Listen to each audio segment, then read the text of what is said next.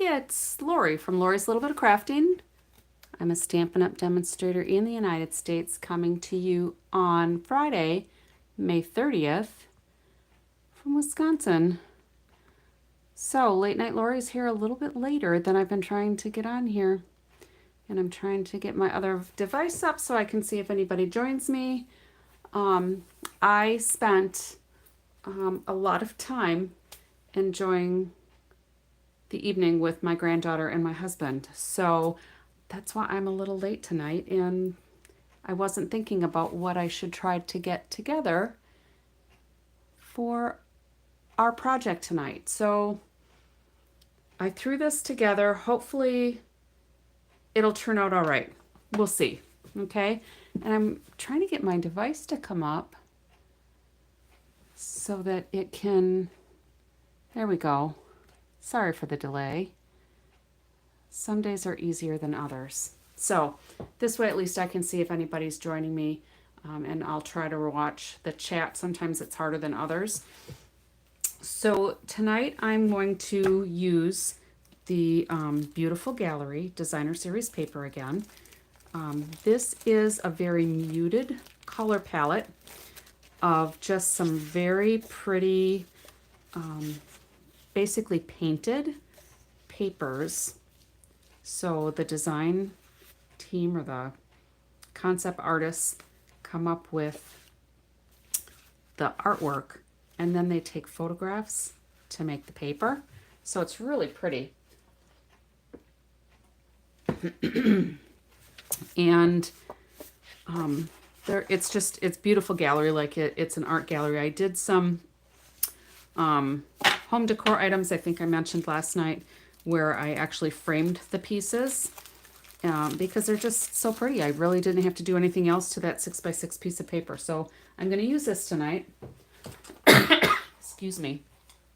And the piece I'm using, I've used before, so I tried to kind of put it back together so you could kind of see what it was supposed to look like when I first started, because I used the last two pieces to cut up and kind of mock up what was in my head. So let me put this back together. So I am doing a landscape, or I think it's called a hot dog fold, but we're going to make it into a fun fold. I am using the Thanks from the Everyday Arches, and I think I'm going to do my sentiment pieces using one of the dies from the Everyday Arches, that smallest die, and I might do some embossing on here, or I might just do it with the Very Vanilla. I'm not sure.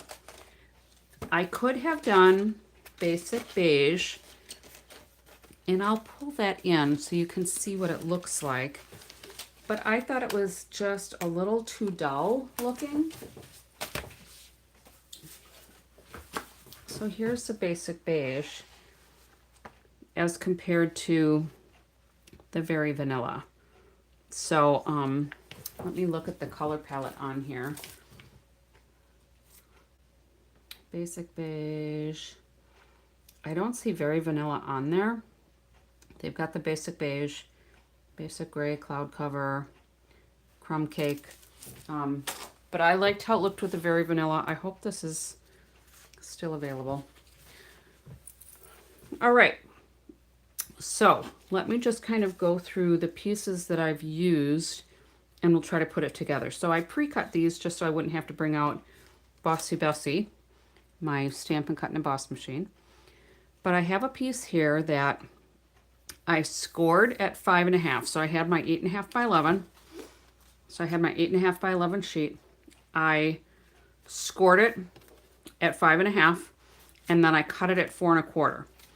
And then what I did was I cut off, so I put it through my trimmer this way, and I cut off 2 3/4.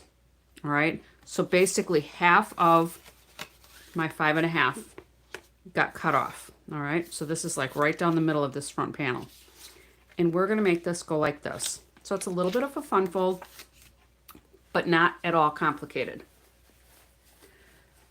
And then what I did was, so this is 2 3/4 by 4 1/4. All right, so 2 3/4, let me get a pencil. So this piece is 2 3/4 by 4 1/4. And I'm going to cover this up anyway. All right, so this section is also 2 3/4 by 4 1/4. Okay, so these are the same. And when I cut out the designer series paper, then this particular sheet has like a sketched outline on it. And I didn't really want that on my card. So I cut in, so this goes here. I cut off the strip that had the sketch line on it on both the top and the left side. And then I cut so that this is 4 inches, and then this would be 2 1/2. All right, so that was going to go here, all right, for that layer. And then my other one, I cut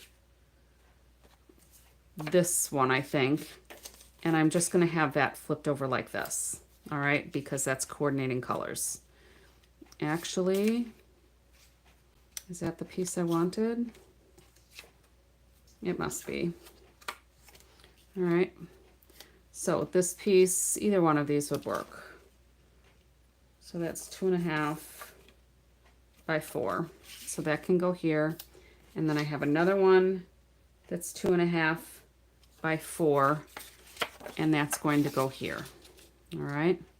So it's going to kind of look like a gatefold, but it's not really a gatefold.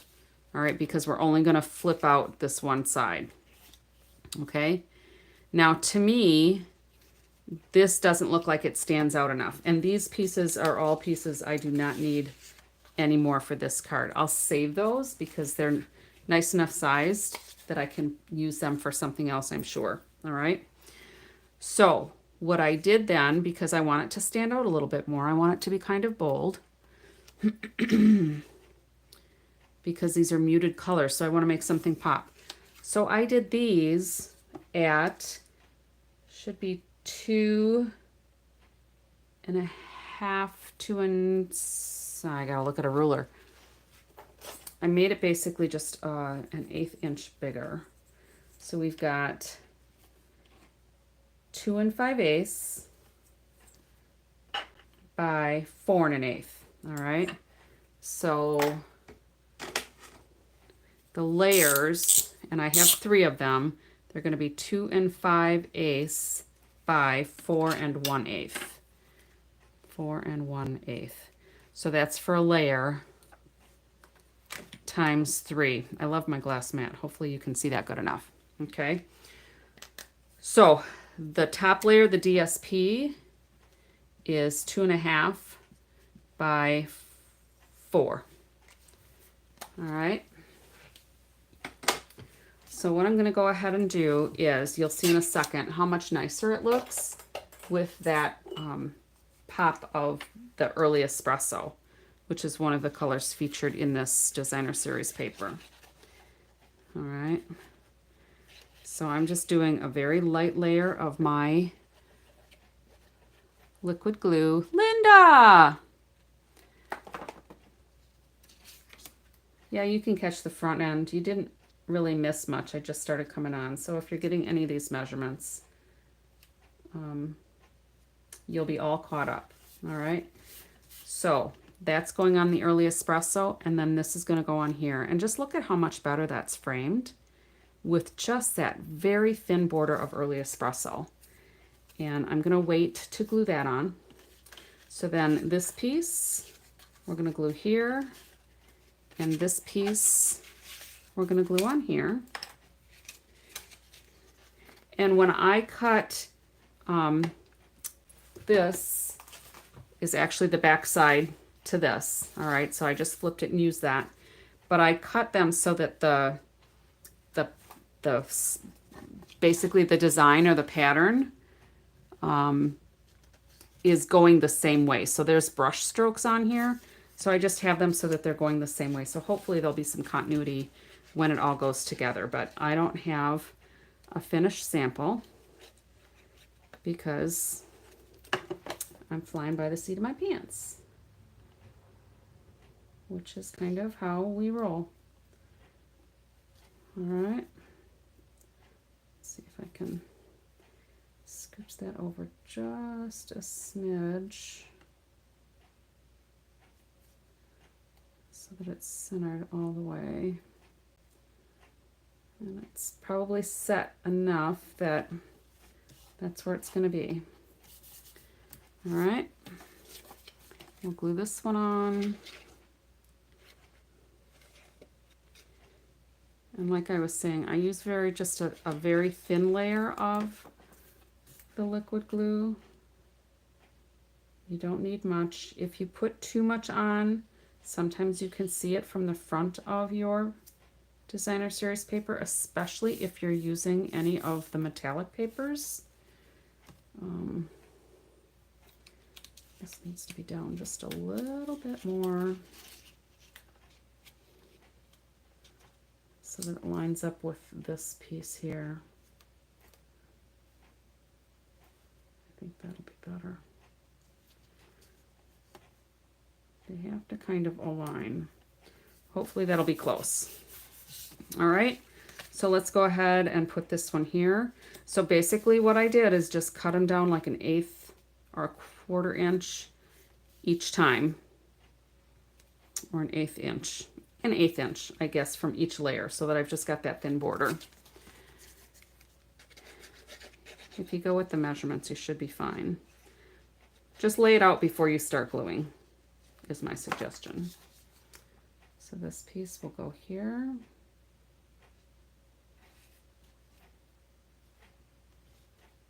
And let's scoot that a little bit more to the middle.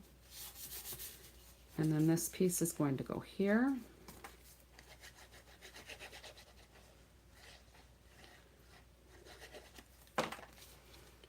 And what I'm going to try to do here is line it up so that these lines or those edges are aligned. All right, so that it looks pretty good and level. All right, so then I also have about 26 inches of, I think this is crumb cake of my baker's twine, and I'm going to wrap that around this layer and try to make a bow. And then what I'll do is I'll put that up on dimensionals, I think. And I usually tie my bows upside down because then the legs seem to go where I want them to go. Let's see if I can get this to work. This one's going to be kind of sideways anyway.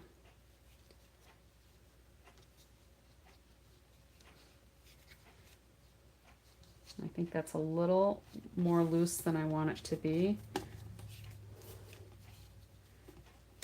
but I think it'll be okay. All right, and we'll just kind of push this over the edge a little bit.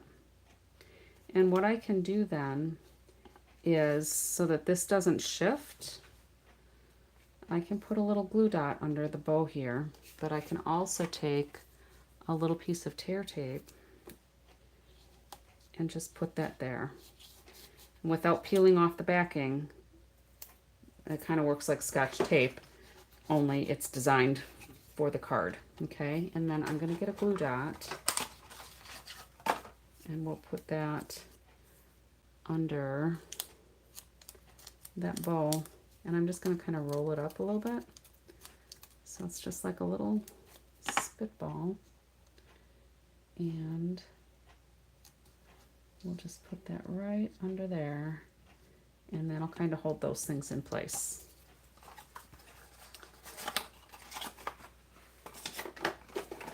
And then this is going to go on here. All right, so we'll put some more glue on this layer.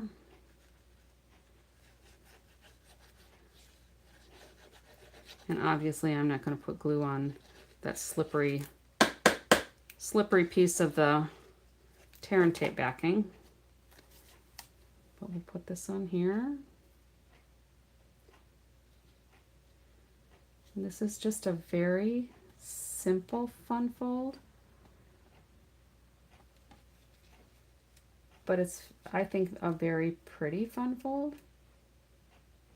I'm just trying to get this centered a little bit. I feel like it's a little bit off. All right.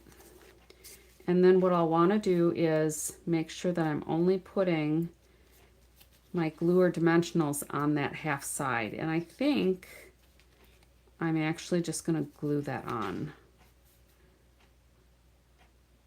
I don't know, dimensionals or glue? What do you think? Glue will be flat. Dimensionals will take it up a little bit, might give it a little bit more depth. I think we'll do dimensionals after all.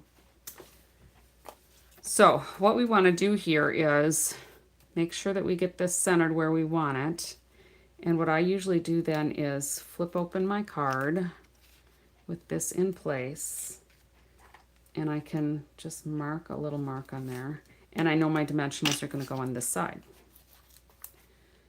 But I don't want them to go past that halfway mark. Now I could have just gotten a ruler and marked it in the middle too. That would have worked. But why measure when you can just eyeball it, right? My non-exact science. All right, so this will come in here again. Whoop. Get that backing out of there. And we will center this on here. That looks pretty good. And then I'm sure that my dimensionals are not hanging over the edge. This looks like it's just a little bit crooked. And I didn't push it down super hard, so hopefully I can shift it a little bit. All right, we'll press that down now. So that's basically our card front. Now, I need to decide what I want to do with my sentiment because I have this thanks. Now, I could just kind of tuck this here or here, but then I'm covering up the flowers. I kind of liked it better up above.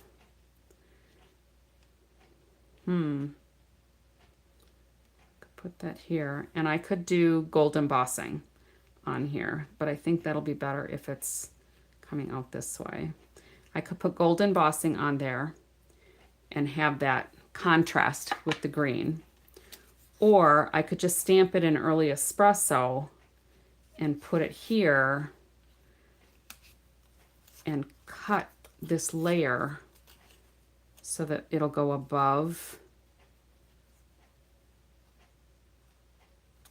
and to the side or below. So I think what I'm going to do is, I like it better, I think, with the Mossy Meadow, which is the color of the leaves. So let's try some embossing. All right. So I'm going to do my Versamark. I am going to get my embossing buddy and just powder that up a little bit. All right, and let's do just a little bit more. And I'm just doing a light tap on there. And we'll stamp this on here, maybe closer to the edge so that I don't lose the T when I go to tuck it under that baker's twine. All right, and then I've got my gold embossing powder. I'm just going to let that sit there for a couple of seconds.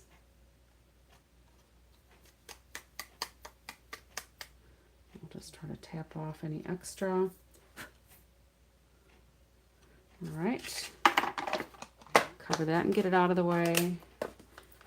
And I don't think I have my tweezers handy. There are tweezers that go with the with the embossing kit, but I do have some reverse tweezers here, so I just need to pull those out.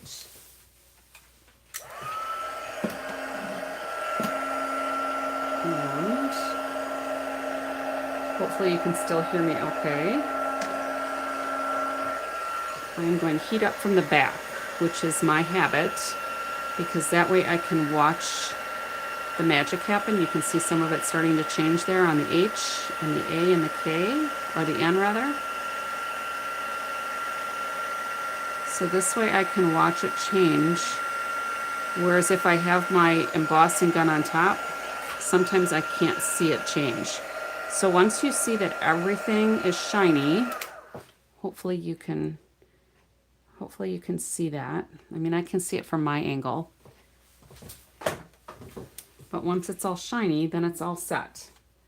And then we're ready to put that on our card. And I think that's what I'm liking there. So I'm gonna go ahead and glue that. I don't wanna put it up on more dimensionals because I don't want my card to be too thick when it goes to the postal service, because then they're gonna wanna charge me extra postage. So 1 layer of dimensionals will make it through because it's not more than a 1/4 inch. Because in the United States, if it's under a 1/4 inch, we're good to go. All right.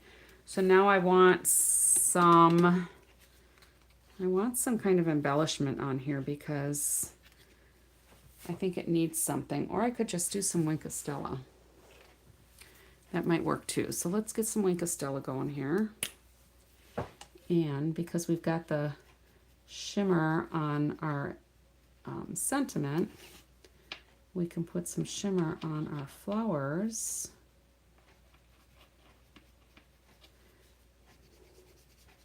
And dress them up a little bit, because everything looks better with a little bit of shimmer,